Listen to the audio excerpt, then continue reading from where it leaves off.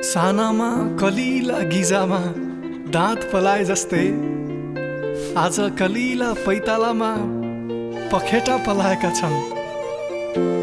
छोरीले त जे लगाए नि कस्तो सुहाउने रहेछ। आज आँखाले एकजोर नयाँ सपना लगाएका छन्।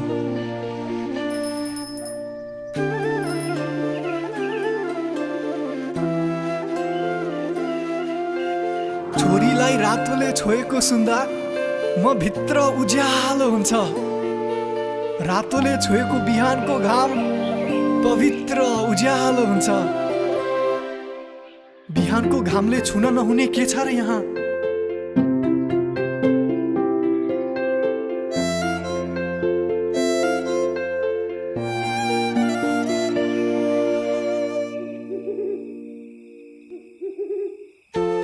मेरी सानी छोरी सुत्ने सानो ठाउँ त दिन सकिन। छोरी ठुला सपना देख, अब कसरी भन्नु मैले?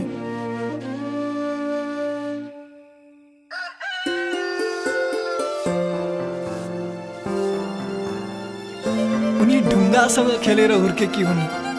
ढुङ्गा त उनका साथी हुन्। यदि ढुङ्गामा देउता बस्छन् भने उनले आफ्ना साथीलाई छुँदा के बिग्रिन्छ?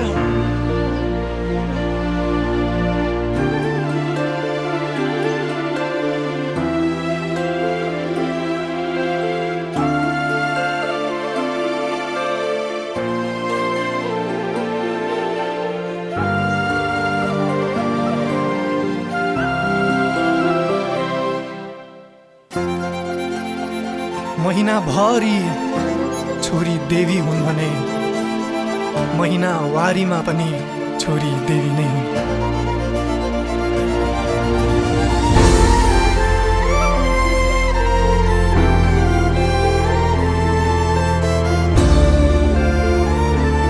पुराना राम्रा सबै जोगाउँ, सुधारौँ पुराना बेठिक र बनौँ आदर्श नागरिक।